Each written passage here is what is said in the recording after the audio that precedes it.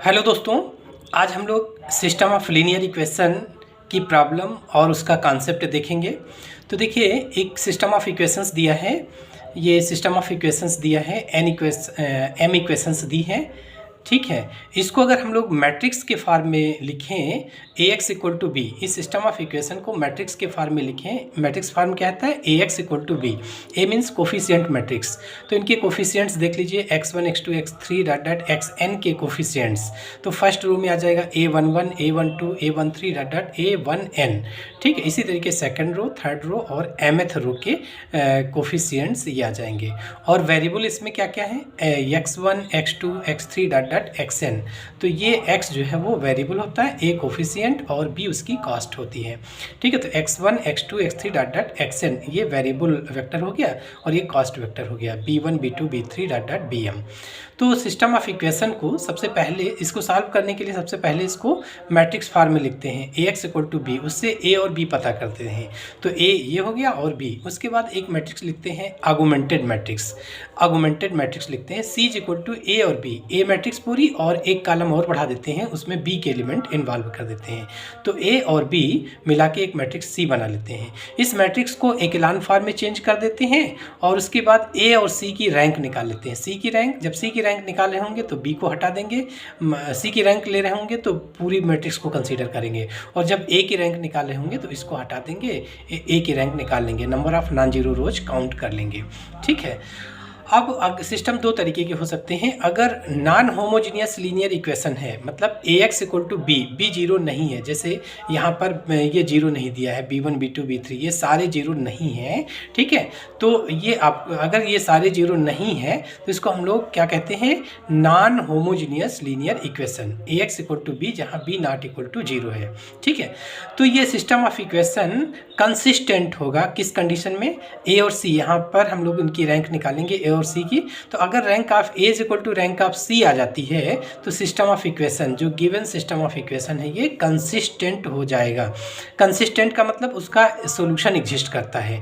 ठीक है, कंसिस्टेंट का मतलब सोल्यूशन एग्जिस्ट करता है, इनकंसिस्टेंट का मतलब उसका सोल्यूशन एग्जिस्ट नहीं करता है। ठीक है, तो देखिए, अगर rank of A is equal to rank of C तो सोल्यूशन एग्जिस्ट करेगा, है ना, उसके एक या एक से ज़्यादा सोल्यूशन होंगे।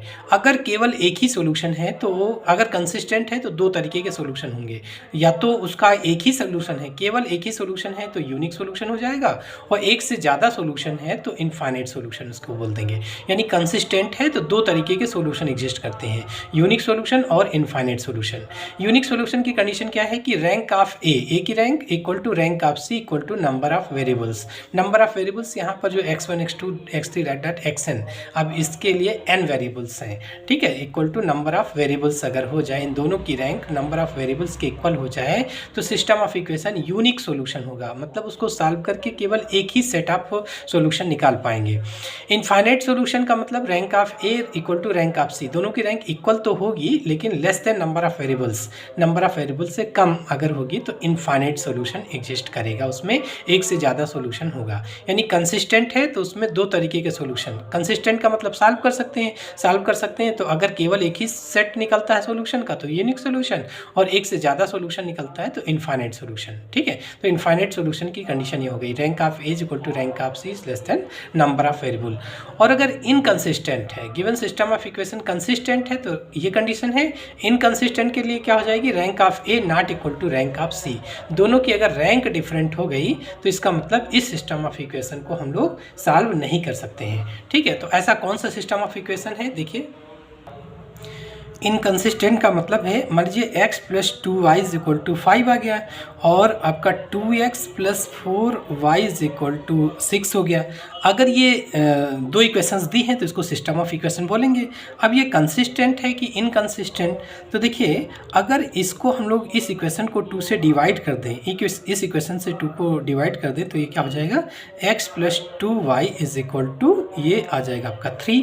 ठीक है, तो यानी कि ये इक्वेशन यही है, तो ये और ये ऐसी कोई एक्स वाई की वैल्यू दो, क्योंकि लेफ्ट साइड सेम हो गया, लेफ्ट साइड सेम हो गया, तो एक्स वाई की कोई ऐसी वैल्यू रखो कि इसमें 5 आ जाए और इस इक्वेशन में रखें तो 3 आ जाए, क्योंकि लेफ्ट साइड सेम है। तो ऐसा कोई सेट ऑफ सोल्यूशन मिल ही नहीं सकता जो इसको इस यहाँ रख दे तो 5 आ जाए और यहाँ रख दे तो 3 आ जाए। ठीक है, तो इस तरीके का जो सिस्टम ऑफ इक्वेशन होता है उसको इनकंसिस्टेंट कहते हैं, मतलब इसको सॉल्व नहीं किया जा सकता। इसमें एक्स वाई की वैल्यू ऐसी कोई नहीं होगी जो इन दोनों इक्वेशन को सेटिस्फाई करे, है ना। तो ऐसे सिस्टम ऑफ इक्वेशन को इनकंसिस्टेंट सिस्टम ऑफ इक्वेशन बोलेंगे, है ना। ये सिस्टम ऑफ इक्वेशन इनकंसिस्टेंट हो जाएगा। कंसिस्टेंट का मतलब उसको सॉल्व कर सकते हैं, तो उसमें दो तरीके के सॉल्यूशन, या तो यूनिक सॉल्यूशन या इनफाइनाइट सॉल्यूशन। अगर केवल एक ही सॉल्यूशन आता है तो यूनिक सॉल्यूशन, एक से ज़्यादा सॉल्यूशन है तो इनफाइनाइट सॉल्यूशन। इनकंसिस्टेंट का मतलब हुआ कि नो सॉल्यूशन, उसको सॉल्व नहीं किया जा सकता। इसकी कंडीशन क्या है, rank of A not equal to rank of C. ठीक है, अच्छा, जो अब अगर होमोजीनियस सिस्टम ऑफ इक्वेशन की बात कर लें, होमोजीनियस सिस्टम ऑफ इक्वेशन में ए एक्स इक्वल टू 0 होता है, बी की वैल्यू 0। देखिए, अगर बी की वैल्यू 0 है तो जो ए की रैंक होगी वही हमेशा सी की रैंक होगी, यानी यहाँ पर इनकंसिस्टेंट वाली बात खत्म हो गई। ठीक है, इनकंसिस्टेंट नहीं होगा, यानी ये हमेशा कंसिस्टेंट होता है। होमोजीनियस सिस्टम ऑफ इक्वेशन हमेशा कंसिस्टेंट होता है। जैसे कि आपकी इक्वेशन है x + 2y = 0, है ना, और x - 3y या 3x - 2y this equal to 0। तो इसका जो एक जीरो सोल्यूशन होता है ना, x = 0 y = 0, ये तो हमेशा ये देखिए राइट साइड में अगर 0 है तो इसको होमोजीनियस लीनियर इक्वेशन बोलते हैं, होमोजीनियस। तो ये इसका जीरो सोल्यूशन हमेशा सेटिस्फाई करता है, क्योंकि x y की वैल्यू इधर रखेंगे तो 0 आएगा सब इक्वेशन में, तो 0 = 0 मतलब जीरो सोल्यूशन तो उसको सेटिस्फाई करता ही है हमेशा, किसको, होमोजीनियस को। तो इसका मतलब एक सोल्यूशन तो होता ही है। अगर केवल यही जीरो सोल्यूशन है, इसके अलावा और कोई नहीं है, तो इसको हम लोग ट्रिवियल सोल्यूशन बोल देते हैं, अगर केवल जीरो सोल्यूशन है। और जीरो के अलावा, जीरो तो है ही है, जीरो के अलावा अगर कोई सोल्यूशन एग्जिस्ट करता है तो उसको नॉन ट्रिवियल मतलब नॉन जीरो सोल्यूशन कह देते हैं। ठीक है, तो यहाँ पर इनकंसिस्टेंट वाली बात खत्म हो गई, क्योंकि जीरो सोल्यूशन तो ऑलवेज एग्जिस्ट करता है, x = 0 y = 0 ऑलवेज एग्जिस्ट करता है, तो इनकंसिस्टेंट वाली बात खत्म हो गई। ठीक है, तो homogeneous system of equation ax = 0 का फॉर्म होता है, इट इज़ ऑलवेज कंसिस्टेंट। अब यहाँ दो तरीके के सॉल्यूशन होते हैं, ट्रिवियल सॉल्यूशन, वहाँ जो यूनिक की कंडीशन थी ना, यूनिक की, वही यहाँ पर ट्रिवियल सॉल्यूशन मतलब जीरो सॉल्यूशन। तो इसकी कंडीशन क्या होगी, क्योंकि रैंक ऑफ ए और सी हमेशा बराबर आएगी, तो केवल ए की निकाल लेते हैं rank of A = number of variables, है ना। यहाँ यूनिक की कंडीशन दिया था, rank of A = rank of C = number of variables. चूँकि बी 0 है तो जो ए की रैंक है वही हमेशा सी की आएगी, तो इसका मतलब हम सी यहाँ पर इन्वॉल्व नहीं करते हैं होमोजीनियस के लिए। तो rank of A = number of variables, तो यूनिक के बजाय इसको बोलेंगे ट्रिवियल सॉल्यूशन। और ट्रिवियल सॉल्यूशन को ही हम लोग जीरो सॉल्यूशन कहते हैं, है ना, जो केवल जीरो सॉल्यूशन एग्जिस्ट करता है तो, और इसी को नल सॉल्यूशन भी कहते हैं। नॉन ट्रिवियल सोल्यूशन क्या हुआ कि अगर rank of A is less than number of variables आ गया तो ये non trivial solution, system of equation non trivial solution exist करेगा। It is also called, non trivial solution को also called non zero solution कहते हैं। Non zero solution मतलब जिसके एक्स वाई जेड की सारी वैल्यू जीरो ना हो, कुछ नॉन जीरो वैल्यू आ जाए, तो उसको नॉन ट्रिवियल सोल्यूशन कहते हैं। ठीक है, तो एक तरीके से हम लोग देख रहे हैं कि सिस्टम ऑफ इक्वेशन दो तरीके के होते हैं, एक होमोजीनियस एक नॉन होमोजीनियस। तो नॉन होमोजीनियस में ट्रिवियल और कंसिस्टेंट और इनकंसिस्टेंट दोनों हो सकते हैं। कंसिस्टेंट है तो नॉन होमोजीनियस में कंसिस्टेंट है तो यूनिक और इनफाइनाइट हो सकता है, इनकंसिस्टेंट है तो नो सॉल्यूशन। जबकि होमोजीनियस हमेशा कंसिस्टेंट होता है, इसमें ट्रिवियल सॉल्यूशन ऑलवेज एग्जिस्ट करता है। अगर केवल ट्रिवियल एग्जिस्ट करेगा तो ये कंडीशन है तो केवल ट्रिवियल एग्जिस्ट करेगा, और अगर ये कंडीशन आती है तो ट्रिवियल तो करेगा ही करेगा, साथ में नॉन जीरो सॉल्यूशन भी एग्जिस्ट करता है, मतलब उसको हम लोग नॉन ट्रिवियल सॉल्यूशन बोल देते हैं। ठीक है, तो ये ओवरऑल कॉन्सेप्ट हुआ। अब हम लोग क्वेश्चन देखते हैं। अब अगर इसको चार्ट के माध्यम से देखें तो system of linear equation Ax = b होता है। दो तरीके के ये होते हैं system of linear equation, non homogeneous system of linear equation जो कि Ax = b, b ≠ 0 होना चाहिए, और होमोजीनियस लीनियर इक्वेशन जिसमें b की वैल्यू 0 हो जाए, Ax = 0, तो होमोजीनियस होता है। अगर नॉन होमोजीनियस है तो वो कंसिस्टेंट और इनकंसिस्टेंट होता है। कंसिस्टेंट की शर्त rank of A = rank of C आ गया तो कंसिस्टेंट, और इनकंसिस्टेंट का मतलब rank of A ≠ rank of C। अगर कंसिस्टेंट है तो दो तरीके के सोल्यूशन, एक यूनिक सोल्यूशन और एक इनफाइनाइट सोल्यूशन। यूनिक सोल्यूशन की कंडीशन है rank of A is equal to rank of C is equal to number of variables. Infinite solution की कंडीशन है rank of A is equal to rank of C is less than number of variables, ठीक है। और inconsistent है rank of A is equal to not equal to rank of C, तो no solution, इसका कोई solution exist नहीं करेगा। और यही बात आती है होमोजीनियस लीनियर इक्वेशन, तो इट इज़ ऑलवेज कंसिस्टेंट। दो तरीके के सोल्यूशन होते हैं, ट्रिवियल सोल्यूशन, जीरो सोल्यूशन या नल सोल्यूशन बोलते हैं, ठीक है। इसकी कंडीशन क्या होती है कि rank of A is equal to number of variables. और दूसरा नॉन जीरो सोल्यूशन या नॉन ट्रिवियल सोल्यूशन, इसकी कंडीशन है rank of A is less than number of variables, ठीक है। तो इसमें सी, ए और सी की रैंक कैसे निकालते हैं? सबसे पहले आर्गुमेंटेड मैट्रिक्स निकाल लेते हैं, सी इज इक्वल टू ए और बी, है ना। और उसके बाद एक ये आपको पता है कि homogeneous linear equations are always consistent, ठीक है। System of homogeneous linear equations is always consistent, ठीक। तो ये ओवरऑल कॉन्सेप्ट हुआ। अब हम लोग क्वेश्चंस देख रहे हैं। देखिए पहला question, system of linear equation का पहला question, solve the system of homogeneous equation. ये सिस्टम ऑफ इक्वेशंस दिया है, वेरिएबल कितने हैं इसमें? 1 2 3 4 वेरिएबल हैं। ये AKTU में BS 103 2023 में पूछा गया क्वेश्चन। तो आपको पता है सिस्टम ऑफ इक्वेशन को सबसे पहले तो ये जो दिया है इसको लिख लेंगे, क्योंकि ये तो क्वेश्चन है। जब आप सॉल्यूशन स्टार्ट करेंगे तो वहाँ सिस्टम ऑफ इक्वेशन तो आपको लिखना पड़ेगा शुरू में, तो शुरू में लिख लीजिएगा। उसमें के बाद जो टर्म नहीं है वो भी उसमें लिख लीजिएगा। जैसे यहाँ पर x1 और x2 नहीं है, x3 डायरेक्ट है, तो 0 × x2 लिख लीजिए। मतलब हर एक वेरिएबल लिख लीजिएगा, है ना। इसमें जो चीज़ नहीं है जीरो लगा के हर एक वेरिएबल को लिख लेंगे सिस्टम ऑफ इक्वेशन को। इसको इन मैट्रिक्स फॉर्म में लिख लेंगे, AX इक्वल टू 0, है ना। देखिए इसमें होमोजीनियस है, राइट साइड सब 0 है, तो होमोजीनियस लीनियर इक्वेशन है। तो AX इक्वल टू 0 के फॉर्म में लिख लो। A मीन्स इनके कोफिशिएंट्स, तो x इनका कोफिशिएंट 1 1 1 1, ठीक है। पहली रो हो गई। सेकंड रो में 1 3 2 4 1 3 2 4, थर्ड में 2 0 1 -1 2 0 1 -1। वेरिएबल कितने हैं? x1 x2 x3 x4, और b क्या है? 0 0 0, ठीक है। अब इसको चेंज कर लेते हैं इकेलान फॉर्म में, है ना। ये मैट्रिक्स A हो गई। A की हम लोग रैंक निकालेंगे, तो यहीं पर इसको क्या कर देते हैं, एक चाहे A अलग से निकालो या यहीं पर करते चलें, इसको इकेलान फॉर्म में चेंज कर लो। तो जो ऑपरेशन इसमें लगाएंगे वही इसमें, तो ये चूँकि 0 है तो ये तो हमेशा यही बने रहेगा। तो क्या करते हैं इकेलान फॉर्म में 1 0 0, फिर 1 0 0 1 0 0, ऐसे बनाते हैं इकेलान फॉर्म, है ना। इकेलान फॉर्म कैसे बनाएंगे पता है ना? 1 0 0। इकेलान फॉर्म बनाने का कॉन्सेप्ट क्या है कि सबसे केवल रो ऑपरेशन अप्लाई करेंगे, रो एलिमेंट्री ऑपरेशन, है ना, एलिमेंट्री ट्रांसफॉर्मेशन। तो सबसे पहले 1 करेंगे, फिर इसके नीचे बाकी एलिमेंट को 0 कर लेंगे, फिर इसको 1 करके बाकी एलिमेंट 0 करेंगे, फिर इसको 1 करके 0 करेंगे, फिर इसको 1 करके 0 करेंगे, ऐसे बढ़ते रहेंगे। और मान लीजिए 1 0 0 कर रहे थे, उस टाइम पे ये भी 0 आ गया, इसके नीचे भी सारे 0 हो गए, तो अब यहाँ तो 1 नहीं ला पाएंगे। फिर इसके अगले एलिमेंट को 1 करेंगे और इस 1 से बाकी के एलिमेंट को 0 कर लेंगे, फिर इसको 1 करके बाकी के एलिमेंट को 0 करेंगे। इस तरीके आगे बढ़ते जाएंगे। ऐसी सिचुएशन होगी तो उसी रो में अगले वाले एलिमेंट पर पहुंच जाते हैं। तो ये इकेलान फॉर्म में चेंज करने का तरीका है। तो हम लोग क्या करेंगे, पहला एलिमेंट 1 करके नीचे 0 कर लेंगे, तो 1 ऑलरेडी है, इसको और इसको 0 करो। तो ये देखिए किस में है, R2 में। R2 से R1 को घटा देंगे तो यहाँ 0 आएगा। फिर इसको अगर 2 से मल्टीप्लाई करके R3 से घटा दें तो यहाँ पर 0 आ जाएगा। इसको 2 से मल्टीप्लाई करके इससे घटा दें तो 0 आएगा। तो R2 is replaced by R2 - R1 and R3 is replaced by R3 - 2R1, है ना। आपको इन दोनों को 0 करना है, तो इससे इसको घटा देंगे, यहाँ 0 आएगा। इसको 2 से मल्टीप्लाई करके इससे घटा देंगे तो यहाँ 0 आ जाएगा। तो देखिए R1 में कोई चेंज नहीं, एज इट इज़ लिख लिया। इससे इसको घटा दो तो 1 - 1 0 हो गया, 3 - 1 2 आ गया, 1 - 1 2 - 1 1 आया, 4 - 1 3 आ गया। फिर 2 से मल्टीप्लाई करो, 2 - 2 0, फिर आ गया 0 - 2 तो माइनस का 2 आ गया, 1 - 2 -1 आ जाएगा, -1 - 2 माइनस का 3 हो गया। सेम ऑपरेशन इसमें अप्लाई करेंगे तो 0 है तो एज इट इज़ रहेगा।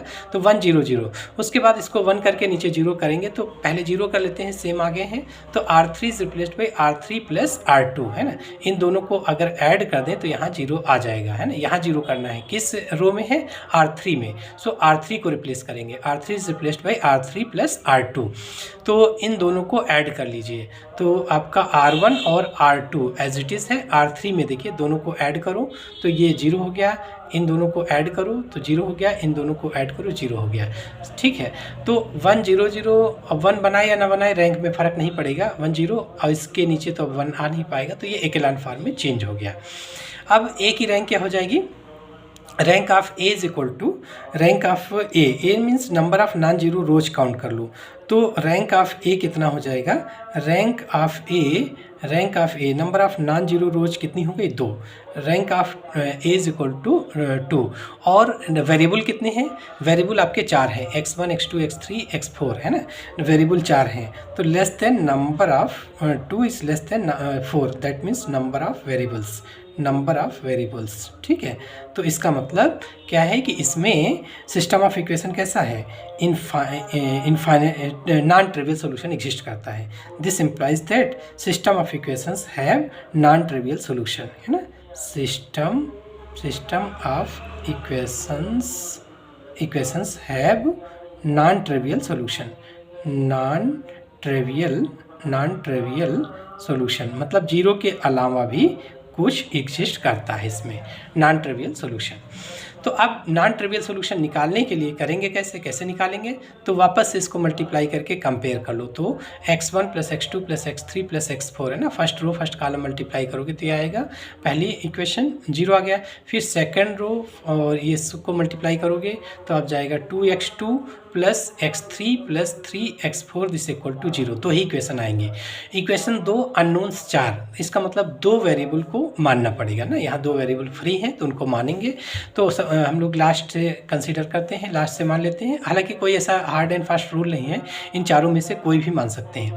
तो x3 को मान लिया k1 और x4 को मान लिया k2, तो x2 कितना हो जाएगा, x2 इज इक्वल टू ये चीज़ उधर गया तो k1 + 3k2 और माइनस का आएगा उधर और -1/2 आया, फिर x1 इक्वल टू यहाँ पर रख लीजिए, ये सब उधर गया तो माइनस का x2 + x3 + x4 या माइनस से ब्रैकेट खोल दिया, x2 की वैल्यू रख लो, -x2 की वैल्यू ये प्लस में आ जाएगी और फिर -k1 - k2, इसकी वैल्यू -k1 इसकी वैल्यू -k2, k1 एक साथ कर लो, -k1/2 -k1 माइनस का k1/2 आ जाएगा और फिर 3/2 k2 और -k2 तो 1/2 k2 आएगा, 1/2 कॉमन ले लीजिए, -1/2 या 1/2 ले लो तो ये हो जाएगा आपका k1 - k2 या 1/2 कॉमन लेंगे तो k2 - k1 आ जाएगा।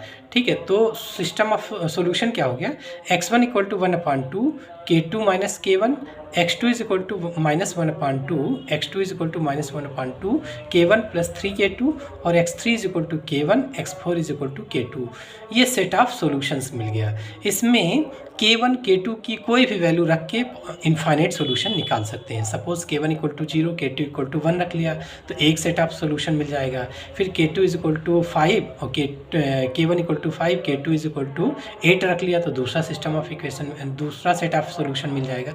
इस तरीके कितने होंगे सॉल्यूशन, इनफाइनाइट सॉल्यूशन जो कि नॉन जीरो, सारे जीरो नहीं है, एक जीरो सॉल्यूशन तो एग्जिस्ट करता ही है, देखो यहाँ पर नॉन जीरो भी एग्जिस्ट कर रहा है। ठीक है, इनफाइनाइट सॉल्यूशन इसके, तो ये उसका सॉल्यूशन हो गया। ठीक है, इस तरीके से हम लोग सिस्टम ऑफ इक्वेशन को सॉल्व करते हैं। तो ये सिस्टम ऑफ इक्वेशन कैसा था, होमोजीनियस सिस्टम ऑफ इक्वेशन, इसमें ट्रिवियल और नॉन ट्रिवियल दो तरीके के सॉल्यूशन थे, तो सॉल्यूशन कैसा आया यहाँ पर, नॉन ट्रिवियल सॉल्यूशन। ठीक, चलिए अगला क्वेश्चन देखिए। अगला क्वेश्चन देखिए, ये एक ट्यूब में 2 बार पूछा गया है, test the consistency and solve the system of equation. इसको चेक करिए, ये बताइए होमोजीनियस है कि नॉन होमोजीनियस। देखिए राइट साइड में ये आपका 8 4 है, इसका मतलब सभी जीरो नहीं है, तो ये non homogeneous system of equation है। तो पहले इसको सही से लिख लीजिए सिस्टम ऑफ इक्वेशन को, तो पहली इक्वेशन, दूसरी इक्वेशन, तीसरी इक्वेशन, इसको मैट्रिक्स फॉर्म में लिख लो, इन मैट्रिक्स फॉर्म AX = B। तो A मीन्स इनकी कोफिशिएंट मैट्रिक्स, तो कोफिशिएंट क्या हो गया 2 - 1 3 2 - 1 3, दूसरा हो गया -1 2 1 -1 2 1, तीसरा हो गया 3 1 -4 3 1 -4। वेरिएबल कितने हैं x y z, this equal to 8 4 0 8 4 0, ये मैट्रिक्स फॉर्म में हो गया। तो जहाँ पर A ये हो गया, X ये हो गया और B ये हो गया, where A is equal to this coefficient matrix X equal to variable matrix और B is equal to cost matrix. अब हम लोग ऑगमेंटेड मैट्रिक्स सी निकालते हैं। तो C is equal to A B है ना, सी क्या करता है, ए और बी को कंबाइन कर लेते हैं। तो ए तो ये है, ये इतना ए है और एक कॉलम और बढ़ा लेंगे बी का, और इस तरीके से सच दैट सिंबल से इसको सेपरेट कर देंगे ताकि क्लियर दिखे कि बी वाला कॉलम कौन सा है। ठीक है, ठीक है, तो ये आपका बी वाला कॉलम हो गया सी। अब इसको इक्लान फॉर्म में चेंज करेंगे। इक्लान फॉर्म में चेंज कैसे करते हैं, इसको 1 करके नीचे 0, फिर इसको 1 करके 0, 1 करके 0, ऐसा करते हुए इसको इक्लान फॉर्म में चेंज करो, क्योंकि हमको ए और सी की रैंक चाहिए। तो चलिए हम इसको 1 कर लेते हैं। तो 1 कैसे किया, इन दोनों को अगर ऐड कर दें तो यहाँ 1 आ जाएगा। सो R1 की जगह हमको 1 चाहिए, तो इन दोनों को ऐड कर दीजिए तो यहाँ पर 1 आ जाएगा। ठीक, या इसको -1 से मल्टीप्लाई करके इन दोनों को इंटरचेंज कर लो तब भी 1 आ जाएगा। किसी भी तरीके से, किसी एक तरीके से आप करिए इसको। ठीक है, इन दोनों को ऐड कर दें तो यहाँ 1 आ जाएगा। सो R1 is replaced by R1 plus R2। तो दोनों को ऐड करो, 1 आ गया, इन दोनों को ऐड करो, 1 आ गया, इन दोनों को ऐड करो, 4 आ गया, इन दोनों को ऐड करो, 12 आ गया। बाकी R2 और R3 एज इट इज़ है, इसमें कोई चेंज नहीं। उसके बाद क्या करना है, 1 हो गया, इसके नीचे सारे एलिमेंट 0 करो। तो इसको 0 करने के, अब इसी को की एलिमेंट मान के इन सबको 0 करेंगे। तो इन दोनों को ऐड कर दें तो यहाँ 0 आ जाएगा। ये कौन सी रो में है, R2 में। तो R2 is replaced by R2 plus R1। ठीक है, तो ये 0 हो जाएगा। ये कहाँ पर है, R3 में, R3 में। तो R3 is replaced by R3 minus, इसको 3 से मल्टीप्लाई करके अगर इससे घटा देंगे तो यहाँ 0 आएगा। तो R3 माइनस 3R1, ये ऑपरेशन लगाते हैं। तो R1 में कोई चेंज नहीं। R2 क्या करते हैं, इन दोनों को ऐड कर देते हैं तो 0 हो गया, इन दोनों को ऐड करो 3 आ गया, इन दोनों को ऐड करो 5 आ गया, इन दोनों को ऐड करो 16 आ गया। फिर इसको 3 से मल्टीप्लाई करके घटा दो, 0 हो गया, और 1 माइनस 3 माइनस का 2 आ जाएगा, है ना, माइनस का 2 आ जाएगा। 4 माइनस 8 माइनस का 4 माइनस 8 कितना हुआ, 3 से मल्टीप्लाई कर रहे थे। तो 1 माइनस 3 आपका -2 आया, फिर -4 माइनस 12 माइनस का 16 हो जाएगा। 0 माइनस 12 इंटू 3 36 माइनस 36 हो गया। सो 1 0 0। अब इसको 1 करेंगे और उसके बाद इसके नीचे 0। तो इसको 1 करने के लिए आप अगर इन दोनों को ऐड कर दें तो यहाँ 1 आ जाएगा। ठीक है, तो अब देखिए ये या इसके नीचे 0 करने के लिए ऊपर वाली रो को नहीं टच करेंगे, नहीं तो इधर नॉन 0 आ जाएगा। ठीक है, तो क्या करें, इन दोनों यहाँ 1 करना है तो इन दोनों को ऐड कर लें, 1 हो जाएगा। सो R2 is replaced by R2 plus R3। इन दोनों को ऐड करके यहाँ पर 1 बना लो। तो पहली रो एज इट इज़ R2 में चेंज हो रहा। तो 0, इन दोनों को ऐड करो इन दोनों को, तो ये हो जाएगा आपका 0, ये हो जाएगा 1, और ये हो जाएगा माइनस का 11, इसको ऐड करो माइनस का 20। R3 as it is. उसके बाद फिर 1 आ गया। अब नीचे 0 करो, तो इसको की एलिमेंट मान के ये 0 करो। तो इसको 2 से मल्टीप्लाई करके अगर सब्ट्रैक्ट ऐड कर दें तो ये 0 हो जाएगा। सो R3 किसको 0 करना है, इसको, किस में है, R3 में। सो R3 is replaced by R3 plus 2R2। तो 2 से मल्टीप्लाई करके ऐड कर दो तो R1 और R2 as it is. R3 में देखिए तो ये 0 आ गया, इसको 2 से मल्टीप्लाई करके ऐड करोगे तो 0 आया। ये हुआ -16 और माइनस का 22, -16 माइनस 22 -38 हो गया। और फिर ये हो गया आपका -36 और -40 -40 तो -76 आ गया। तो 1 0 0 1 0 0। अब इसको 1 कर लीजिए, यानी इसको -38 से डिवाइड कर लो, किसको, R3 को। तो R3 is replaced by 1/-38 R3, 1/-38 R3। तो ये क्या हुआ, R1 as it is, R2 as it is, इसमें -38 से डिवाइड कर लो। तो 0 0 1 हो गया, 38 2 टाइम्स 76 होता है, तो ये आपका 2 आ गया। ठीक है, तो 1 0 0 1 0 0 1 आ गया, इक्लान फॉर्म में चेंज हो गया। तो रैंक निकाल लो, रैंक ऑफ ए की रैंक निकालने के लिए number of non zero rows count करेंगे। नॉन जीरो का मतलब जिस रो के सारे एलिमेंट 0 नहीं है वो नॉन जीरो रो कहलाएगी। जैसे इसके सारे एलिमेंट 0 नहीं है, इसके नहीं है, इसके भी नहीं है। तो अगर सारे एलिमेंट 0, मान लीजिए सारे एलिमेंट 0 होते तो ये 0 रो कहलाती। ठीक है, तो number of non zero rows, तो rank of A is equal to, इस बार इसको हटा देंगे, अब नॉन जीरो रोज ए चूँकि इतना है ना, ए केवल इतना है, तो इसमें नॉन जीरो रोज काउंट करो तो 1 2 3 तीन नॉन जीरो रोज हैं 3। और सी के लिए हम पूरी मैट्रिक्स काउंट करेंगे, तो पूरे में नॉन जीरो रोज काउंट कर लो 1 2 3, इसमें भी 3 है। तो rank of A equal to rank of C, rank of C भी 3 हो गया।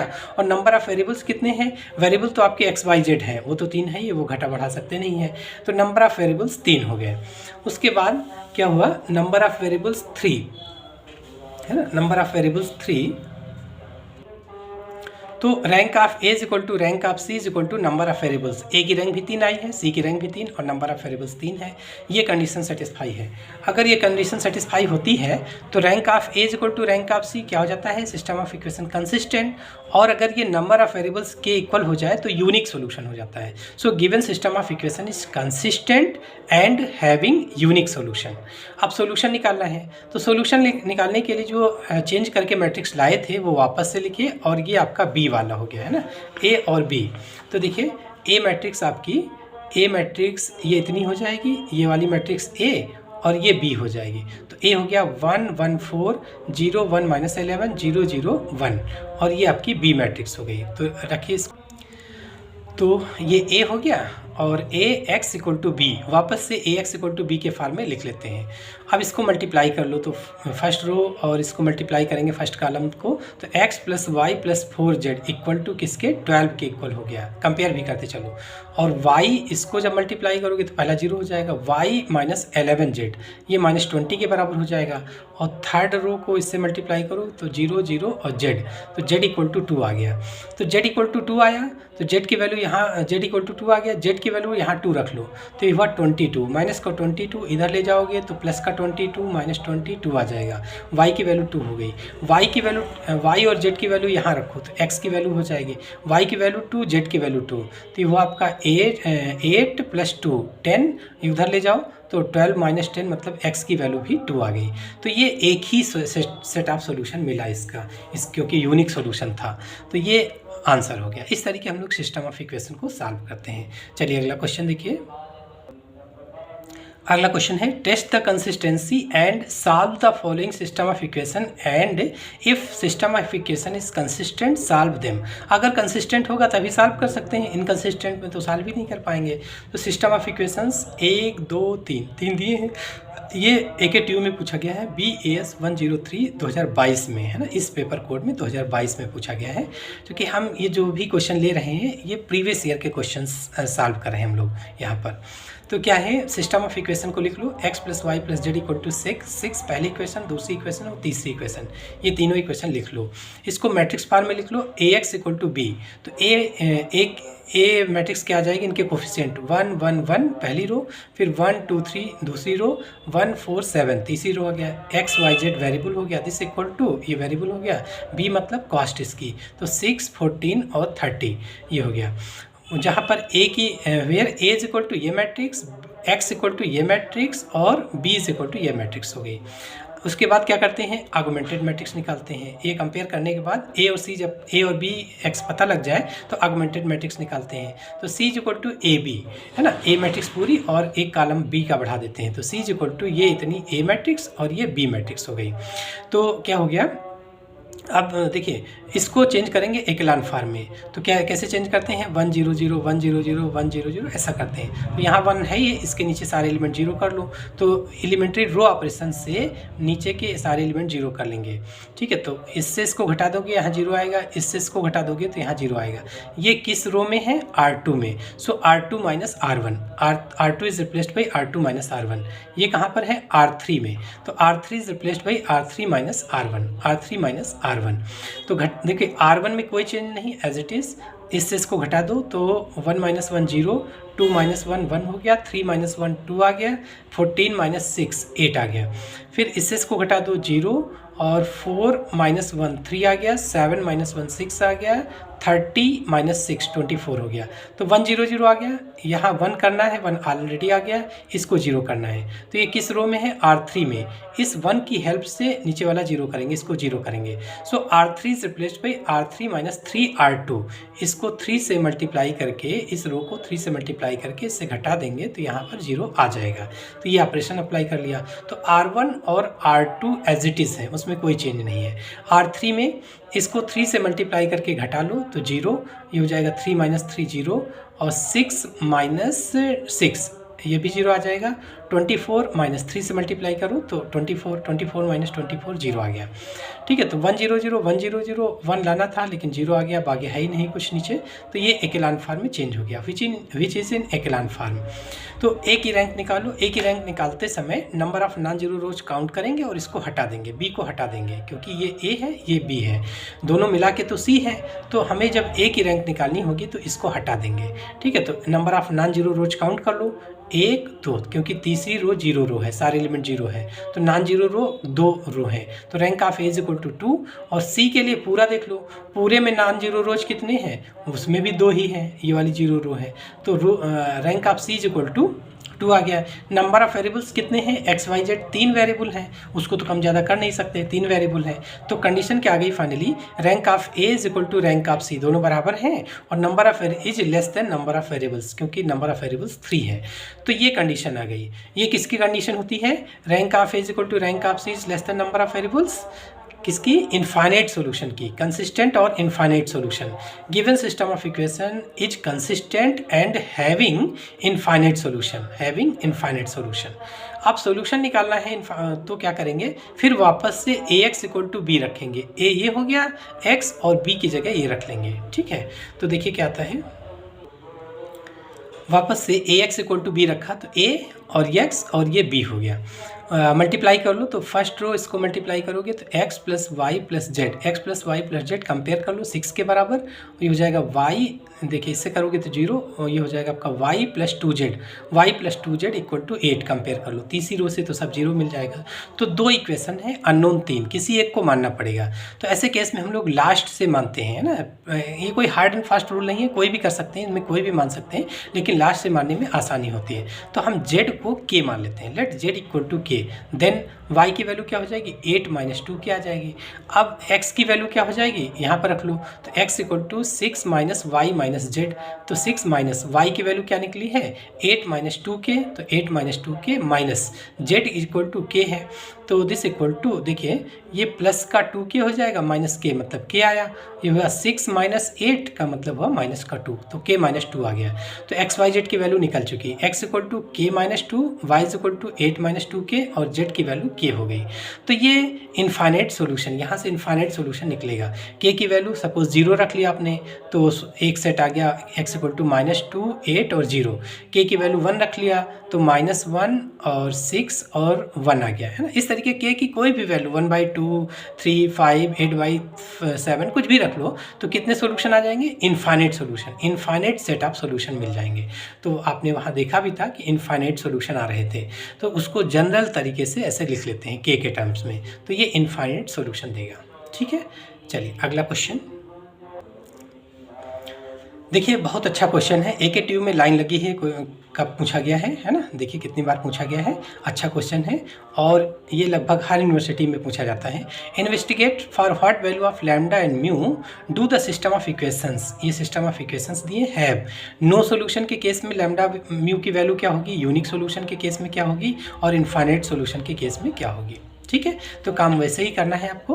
तो गिवन सिस्टम ऑफ इक्वेशन, जो इक्वेशंस दी हैं उनको आप लिख लीजिए इस तरीके से। उसके बाद इसको मैट्रिक्स फॉर्म में लिख लो, ए एक्स इक्वल टू बी। तो ए मतलब इनकी कोफिशिएंट मैट्रिक्स, तो ए क्या बनेगा 1 1 1 पहली रो, दूसरा हो जाएगा 1 2 3 दूसरी रो, तीसरी हो गई 1 2 लैम्डा 1 2 लैम्डा। एक्स इनके वेरिएबल हो गए, ये एक्स का मतलब वेरिएबल क्या है? X Y Z. तो X Y Z equal to cost, ये बी की वैल्यू हो गई 6 10 म्यू। फिर ए इज इक्वल टू ये matrix, B X equal to ये वेरिएबल मैट्रिक्स, और B is equal to cost matrix. फिर हम लोग ऑगमेंटेड मैट्रिक्स निकालते हैं, C is equal to A B, ए और बी को कंबाइन करके एक मैट्रिक्स बनाते हैं। तो सी इज इक्वल टू ए इतना हो गया और ये बी हो गया। अब इसको इकेलान फॉर्म में चेंज करेंगे तो 1 0 0 1 0 0 ऐसा करते हैं। तो 1 ऑलरेडी यहाँ है, नीचे 0 कर लो, तो इससे इसको घटा दो, यहाँ 0 आएगा, इससे इसको घटा दो, यहाँ 0 आएगा। तो ये किस में है? R2 में। सो R2 माइनस R1 कर दो, ये कहाँ पर है? R3 में। R3 माइनस R1 कर दो। सो R2 is replaced by R2 minus R1 and R3 is replaced by R3 minus R1। तो R1 एज इट इज़ है, R2 में इससे इसको घटा दो, तो 1 माइनस 1 0, 2 माइनस 1 1 हो गया, 3 माइनस 1 2 आ गया, 10 माइनस 6 4 हुआ। फिर इससे घटा लो, 1 माइनस 1 0, फिर 2 माइनस 1 1 आ गया, लैम्डा माइनस 1 आ जाएगा, म्यू माइनस 6 आ गया। देखिए 1 0 0 1 आ गया है, इसके नीचे 0 करो, इसको 0 कर लो इस 1 की हेल्प से। तो इससे इसको घटा दो, R3 minus R2। So R3 minus R2, R3 is replaced by R3 minus R2। तो R1 R2 as it is है, R3 equal to R3 minus R2। तो इससे इसको घटाओगे 0 आया, इससे इसको घटाओगे तो lambda minus 1 minus 2, lambda minus 3 आ गया, mu minus 4, mu minus 6 minus 4, mu minus 10 आ गया। 1 0 0 1 0 0 ये लैम्डा और म्यू के टर्म्स में आ गया, तो ये इकेलान फॉर्म का हो गया। अब हम लोग इसकी ये देखते हैं तीनों केसेस में इसमें लैम्डा और म्यू की वैल्यू क्या होगी, क्योंकि तीसरी रो पूरी तरीके से लैम्डा और म्यू पर डिपेंड है ना। तीसरी रो लैम्डा और म्यू पर डिपेंड है। तो देखिए हम पहला केस लेते हैं, पहला case no solution. No solution का केस क्या होता है कि rank of A not equal to rank of C, दोनों की रैंक अलग अलग होनी चाहिए। ठीक है, तो देखिए ए की रैंक के लिए हम केवल इतना कंसीडर करेंगे, सी की रैंक के लिए पूरा। तो यहाँ 2 रो तो हमको नॉन जीरो मिल रहे हैं दोनों से। ठीक है, तीसरी रो में ही लैम्डा और म्यू है। ठीक है, तो इसका मतलब लैम्डा और म्यू तीसरी रो पे डिपेंड करती है। दोनों की रैंक डिफर आ जाए, अगर हम इसको 0 मान लें तो ए की रैंक क्या हो जाएगी? 2 हो जाएगी, यहाँ 0 मानने के, तो ए की रैंक 2, और इसको 0 ना माने, नॉट इक्वल टू 0 माने, तो सी की रैंक के लिए पूरा कंसीडर करेंगे, तो यहाँ 0 है, ये 0 नहीं है, तो ये आपकी तीसरी रो 3 नॉन जीरो रोज मिल जाएंगी सी के लिए। तो let lambda minus 3 equal to 0, mu and mu minus 10 not equal to 0, इसको 0 नहीं माना और ये 0 मान लिया। ठीक है, तो कितना हो गया देखिए, तो ए की रैंक क्या हो गई? ये 0 है, तो ए की रैंक केवल इसमें नॉन जीरो रोज काउंट कर लो, इसको आपने 0 माना, तो 2 नॉन जीरो रोज मिल गई। Rank of A is equal to 2, और इसको 0 नहीं माना आपने, नॉट इक्वल टू 0, तो सी के लिए पूरी मैट्रिक्स लेंगे, तो इसकी नॉन जीरो रोज 1 2 3, यहाँ नॉट इक्वल टू 0 रहा है, तो ये भी नॉन जीरो रो हो गई, तो 3 रो हो गई। तो rank of C is equal to 3। अब दोनों की rank of A not equal to rank of C हो गया। इसका मतलब हुआ कि ये कंडीशन सेटिस्फाई है। ये कब हुआ? ये मानने पर। इसका मतलब लैम्डा इज इक्वल टू 3 हो गया। This implies that lambda is equal to 3 and mu, इसको 10 को उधर कर लो, म्यू नॉट इक्वल टू 10। तो नो सॉल्यूशन के लिए लैम्डा और म्यू की वैल्यू ये होनी चाहिए, लैम्डा की वैल्यू 3 होनी चाहिए, म्यू की वैल्यू 10 के अलावा होनी चाहिए, नॉट इक्वल टू 10। अच्छा, यूनिक सॉल्यूशन के लिए देख लो। यूनिक सॉल्यूशन की शर्त क्या होती है कि rank of A is equal to rank of C equal to number of variables. तो नंबर ऑफ वेरिएबल्स तो 3 है, इसका मतलब ए की रैंक भी 3 होनी चाहिए, सी की रैंक भी 3 होनी चाहिए। ए की रैंक 3 कब होगी? जब इसको नॉट इक्वल टू 0 माने, तो ए की रैंक 3 आ जाएगी।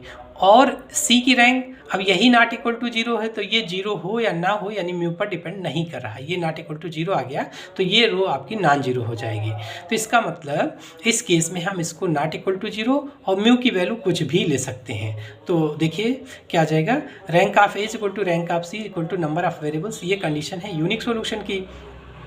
इसमें लैम्डा माइनस 3 को नॉट इक्वल टू 0 मान रहे हैं, इसको नॉट इक्वल टू 0 मान रहे हैं, तो ए की रैंक क्या हो गई? 3 हो गई, और म्यू कुछ भी ले लें, and for all value of mu.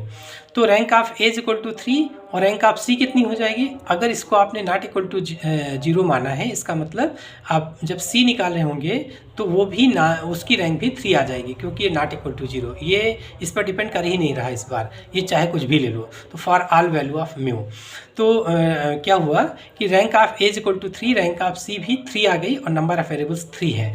तो ये कौन सा केस हुआ कि lambda not equal to 3 and for all value of mu. इस केस में यूनिक आएगा, सिस्टम ऑफ इक्वेशन यूनिक होगा। ठीक, अगला हम लोग केस लेते हैं इनफाइनाइट सॉल्यूशन का। तो इनफाइनाइट सॉल्यूशन के लिए शर्त क्या है? इनफाइनाइट सॉल्यूशन के लिए rank of A is equal to rank of C is less than number of variables. Number of variables तो 3 है, अब इसका मतलब इन दोनों की रैंक 3 से कम होनी चाहिए, 2 या 1 होनी चाहिए। तो 2 से कम रैंक हो ही नहीं सकते, क्योंकि ये 2 नॉन जीरो रो मिल ही रही हैं, वो लैम्डा और म्यू पे डिपेंड कर ही नहीं रही है, ठीक है। तो 3 से कम रैंक चाहिए।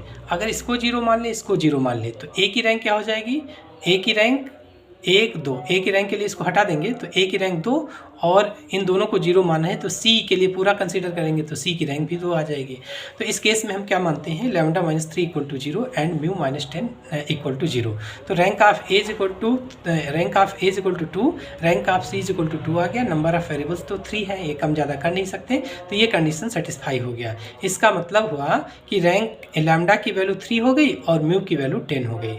तो इनफाइनाइट सोल्यूशन के लिए लैम्डा और म्यू की वैल्यू क्या होनी चाहिए, lambda is equal to 3 and mu is equal to 10 होनी चाहिए। तो यही आपसे क्वेश्चन में पूछा था कि तीनों केसेस में लैम्डा और म्यू की वैल्यू क्या हो जाएगी। नो सॉल्यूशन में क्या होगा, यूनिक सॉल्यूशन में, और इनफाइनाइट सॉल्यूशन में लैम्डा और म्यू की वैल्यू क्या होगी। तो आपने तीनों केस में, है ना, तीनों केस में लैम्डा और म्यू की वैल्यू बता दिया। नो सॉल्यूशन में लैम्डा और म्यू की वैल्यू ये होनी चाहिए। इन यूनिक सॉल्यूशन में लैम्डा और म्यू की वैल्यू कुछ भी हो जाए, लैम्डा नॉट इक्वल टू 3 होना चाहिए। और इनफाइनाइट सॉल्यूशन में ये आपका हो जाएगा लैम्डा और म्यू की वैल्यू, ठीक है। इस तरीके से ये क्वेश्चन कंप्लीट हुआ। बहुत ही इंपॉर्टेंट क्वेश्चन है ये, है ना, बहुत इंपॉर्टेंट क्वेश्चन है, इसको आप अच्छे से तैयार कर लीजिएगा, है ना। इस टाइप के क्वेश्चन आते हैं। चलिए अगला देखते हैं हम लोग। अगला क्वेश्चन देते हैं, फाइंड द वैल्यू ऑफ के for which the system of equations, ये सिस्टम ऑफ इक्वेशंस दिया है, has a non trivial solution. इसका मतलब होमोजीनियस सिस्टम ऑफ इक्वेशन दिया हुआ है। तो ये देखिए KS 103T 2021 में क्वेश्चन पूछा गया है। तो ये सिस्टम ऑफ इक्वेशंस दिया है, इसको मैट्रिक्स फॉर्म में लिखिए। AX इक्वल टू 0 है ना, B की वैल्यू यहाँ 0 है, राइट साइड में 0 है, इसलिए होमोजीनियस सिस्टम ऑफ इक्वेशन है ये।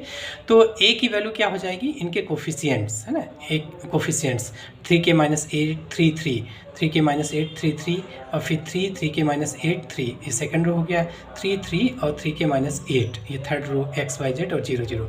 तो A की वैल्यू क्या हो गई, A की वैल्यू ये मैट्रिक्स हो गई, x की वैल्यू आपका ये 0 0, x की वैल्यू x y z हुआ, है ना, ये आपकी B की वैल्यू हो गई, ये B की वैल्यू हो गई, ये B की वैल्यू हो गई, और x की वैल्यू तो आपकी एक्स वाई जेड होगी ही, x की वैल्यू एक्स वाई जेड। तो b यहाँ पर 0 है, ax इक्वल टू अगर b बोलें तो b की वैल्यू 0 है। तो फाइनल यहाँ हमको a चाहिए। तो देखो फॉर नॉन ट्रिवियल सोल्यूशन के लिए जो वहाँ पर यूनिक की कंडीशन होती है ना, हमने बताया था जो यूनिक की कंडीशन है, नॉन ट्रिवियल की कंडीशन क्या देखा था आपने कि नॉन ट्रिवियल की कंडीशन है कि rank of A's less than number of variables होना चाहिए, rank of A's less than number of variables. तो यानी कि rank of A, number variable कितना है 3, तो नॉन ट्रिवियल सॉल्यूशन के लिए क्या चाहिए, rank of A's less than 3, rank of A's less than 3। देखिए किसी मान लीजिए 3x3 की मैट्रिक्स है, इसकी मैट्रिक्स 3 से कम है, इसका मतलब इसका डिटर्मिनेंट क्या होगा, 0 होगा, ठीक है। माइनस मेथड पे अगर गौर करें तो अगर ये 3x3 की मैट्रिक्स है, अगर 3x3 मैट्रिक्स का डिटर्मिनेंट नॉट इक्वल टू 0 तो उसकी रैंक 3, अगर वो डिटरमिनेंट 0 आ गया तो उसकी रैंक 3 से कम होती है।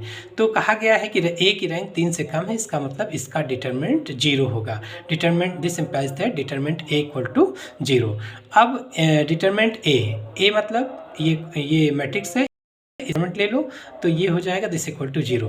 अब चाहे इसको डिटरमिनेंट ऐसे ओपन कर लो या हम लोग कुछ प्रॉपर्टी लगा के कर लेते हैं तो कैलकुलेशन कम करना पड़ेगा। हम क्या करते हैं, C1 is replaced by C1 + C2 + C3। C1 की जगह इन सबको जोड़ देते हैं, तो जोड़ो तो 3k - 8 + 3 + 3, तो 3k - 8 + 6, तो यह जाएगा 3k - 2, 3k - 2 हो गया। इसी तरीके ये भी सब जोड़ो तो ये भी 3k - 2 आएगा, ये भी सब जोड़ दो तो ये 3k - 2 आ गया, और बाकी C2 और C3 एज इट इज़ है। तो यहाँ देखो कॉमन मिल गया है ना, C1 में 3k - 2 कॉमन मिल गया, तो ये तो 1 1 1 हो गया, बाकी एज इट इज़। उसके बाद फिर इन दोनों को 0 कर लो तो और आसानी हो जाए। तो R2 इज ये R2 पे है तो R2 - R1 कर दो, यहाँ 0 आ जाए, R3 - R1 कर दो तो यहाँ 0 हो जाए, ठीक है। तो ये तो एज इट इज़ है, R1 एज इट इज़ है, इसको घटा दो तो 0 हो गया।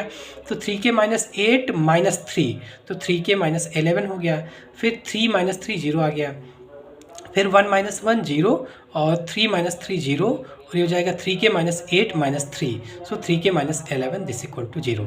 तो देखो डायगोनल एलिमेंट के बिलो सारे एलिमेंट 0 हैं, तो इस डिटरमिनेंट की वैल्यू हो जाएगी product of diagonal elements, that means 1 into 3k minus 1 into 3k minus 1 है ना, और ये ऑलरेडी इंटू में चल ही रहा है, तो क्या हो जाएगा 3k minus 2 into 3k minus 11 into 3k minus 11, तो कितना आ गया 3k माइनस 2 और 3k minus 11, 3k minus 11 this equal to 0।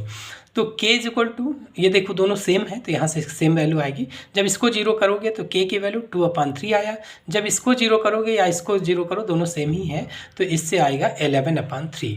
तो k की वैल्यू आपसे पूछा था, तो k इज इक्वल टू 2/3 कामा 11/3 आ गया है ना। इस तरीके से क्वेश्चन कंप्लीट हुआ। अगला क्वेश्चन क्या कह रहा है, so that the system of equations have non trivial solution. ये system of equation non trivial solution है इसका।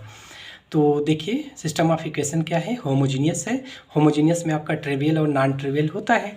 तो सिस्टम ऑफ इक्वेशंस ये दिया है, 3 इक्वेशंस दी हैं, इसको मैट्रिक्स फार्म में लिखो, Ax इक्वल टू 0 के फार्म में है ना, 0 मैट्रिक्स या नल मैट्रिक्स।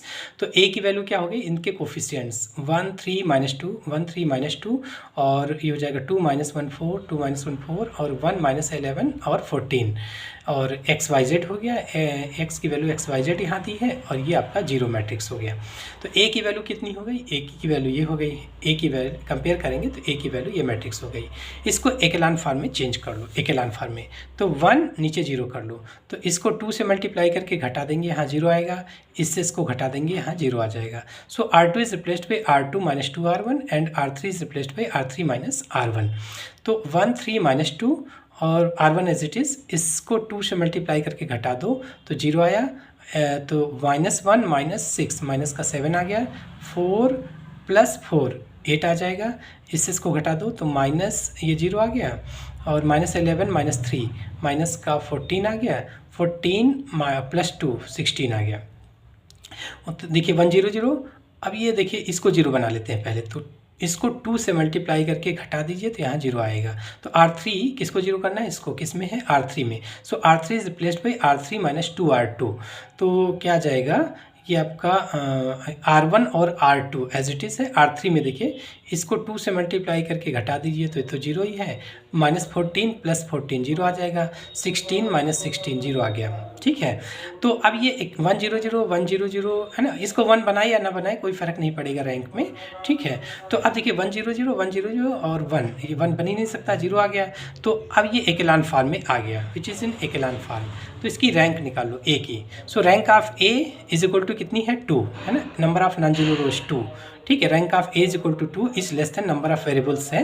तो क्या हो गया, given system of equation has non trivial solution. Non trivial solution की कंडीशन क्या है, नॉन ट्रिवियल सोल्यूशन की कंडीशन है कि rank of A is less than number of variables, rank of A is less than number of variables, ठीक है।